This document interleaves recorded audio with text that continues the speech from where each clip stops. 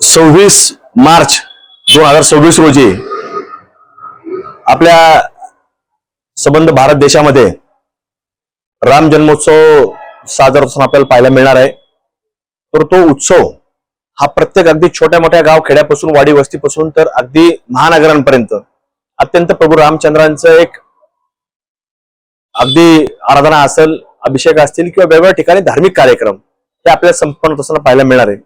त्या दृष्टिकोनातून आपल्या अहिल्यानगरमध्ये देखील, अहिल्यानगर शहरामध्ये विशेषतः एक मोठी भव्यदिव्य शोभायात्रा देखील ही आपली सकल हिंदू समाजाच्या वतीनं ही साजरी केली जाणार आहे। तर आपल्या सर्वांना मी नम्रतेची विनंती करतो की अहिल्यानगर जिल्ह्यातल्या श्री प्रभू रामचंद्रांच्या भक्तांनी मोठ्या संख्येमध्ये सहभागी व्हावं। त्याच्यातनं जसं आपण पाहतो की बऱ्याच वर्षाचं स्वप्न की आपल्या प्रत्येक भारतवासियाचं होतं की आपल्या भारत भूमीमध्ये प्रभू रामचंद्रांचं मंदिर हे अयोध्यामध्ये झालं पाहिजे आणि प्रभू रामचंद्र हे तिथं अयोध्यामध्ये विराजमान झाले पाहिजेत, अशा प्रकारची एक मनोकामना प्रत्येकाच्या मनामध्ये होती। म्हणून त्याचं स्वप्न हे 2024च्या 22 जानेवारी रोजी हे पार पडलं, ते स्वप्न पूर्ण झालं आणि ते पूर्ण झाल्यानंतर देखील अनेक वेगवेगळी संकट हे आज आपल्या सर्वांसमोर आहे।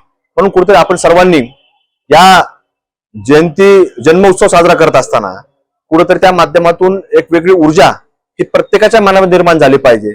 प्रत्येक जण कुठेतरी चांगल्या विचारांना प्रेरित होऊन या भारत भूमीमध्ये प्रत्येकाने आपापल्या स्तरावरती काम केलं पाहिजे।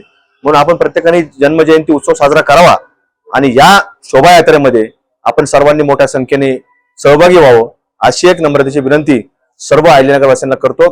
धन्यवाद। जय हिंद, जय श्रीराम, जय शिवराय, जय शंभूराज।